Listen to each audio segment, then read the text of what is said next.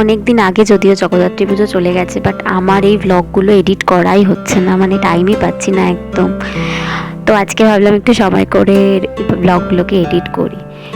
তো জগদ্ধাত্রী পুজো তোমরা জানোই যে চন্দননগরে ফেমাস, আর আমার বাড়িটা যেহেতু চন্দননগরের কাছাকাছি, তো আমি চন্দননগরে কলেজ থেকে প্রতিবারই যাই। তো আমাদের কলেজটা প্রায় চন্দননগরের কাছাকাছিই ছিল, তো আমরা সবাই মিলে তখন চন্দননগরে ঠাকুর দেখতে যেতাম। তো সেই রেসটা এখন আর নেই, বাট স্টিল আমার বেশ ভালো লাগে। আমার অ্যাকচুয়ালি ঠাকুর দেখতেই না ভীষণ ভালো লাগে, ভীষণ। তো আমি সব পুজোতেই প্রায় দেখতে যাই সব ঠাকুর, যদি টাইমটা পাই। তো আমি ফার্স্টে এই দিনকে গেছিলাম মানকুণ্ডু, তো তারপর মানকুণ্ডু থেকে চন্দননগর গেছিলাম। আর তোমরা তো জানো মানে মানকুণ্ডুতে প্যান্ডেল বেশি ভালো হয়, বা চন্দননগরের ঠাকুরগুলো ভীষণ ভালো হয়, ভীষণ লাইক ফটকগোড়া, তারপরে বাগবাজার, তারপর তেমাথা, মানে তেমাথার ঠাকুরটা তো উফ আমার কি ভালো লাগে, কি মানে এত সুন্দর। ওই জন্য রানী বলে না তেমাথাকে। আমি এই ব্লগেও অ্যাড করেছি, এই যে যেটা বলছিলাম এটাই হচ্ছে তেমাথার রানী। এত ভিড় ছিল মানে প্রচণ্ড ভিড়, প্রচণ্ড। মানে দুর্গাপুজোর থেকে বেশি মনে হচ্ছিল যেন এখানে ভিড়, মানে দুর্গাপুজোতে যা ভিড় হয় সাউথ কলকাতার দিকে, তার থেকে বেশি ভিড় এখানে লাগছিল। আর যেই প্যান্ডেলটা দেখলে, এই প্যান্ডেলটা আমার মনে হয় এটা কোথাও একটা কলকাতায় আগে হয়েছিল, আমি এটা দেখেছি। এই প্যান্ডেলটা অনেকটা প্যান্ডেলই এরা কপি করে, বিশেষ করে মানকুণ্ডুর দিকটাতে বেশিরভাগ প্যান্ডেল কপি করে। আর চন্দননগরের দিকটাতে প্যান্ডেল অতটা ভালো করে না, মানে প্যান্ডেল নর্মাল করে, বাট ওদের লাইটিং মানে খুব সুন্দর, প্রচণ্ড।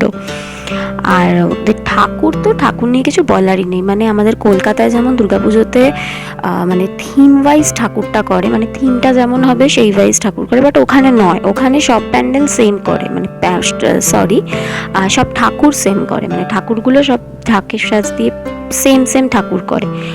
আর প্যান্ডেলটা একটু আলাদা করে। এই যে প্যান্ডেল, এই ঠাকুরটা দেখলে, এই ঠাকুরটা নাকি একটা 19 বছরের ছেলে নাকি বানিয়েছে, আমি জানি না ঠিক কিনা, 15 না 19, বাট ওই বাগবাজারের এটা নাকি এত সুন্দর বানিয়েছে, এত ছোট একটা ছেলে।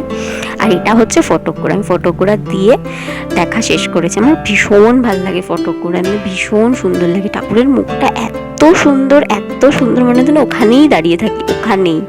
প্রতিবার সকাল সকাল করে যাই। তো এইবার ভেবেছিলাম যে লাইটিংগুলো দেখতে পাই না, তাই তো আমি ভেবেছিলাম এবার আমি একটু রাত্রির করে যাব। তারপর এটা ছিল নেক্সট ডে আমি চলে গেছিলাম রিষ্টা।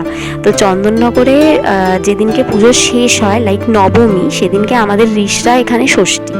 তো চন্দননগরে জগদ্ধাত্রী পুজো শেষ হয় আর রিষ্টাতে জগদ্ধাত্রী পুজো স্টার্ট হয়। তো আমি সেই রিষ্টাতেও যাই প্রত্যেক বছর।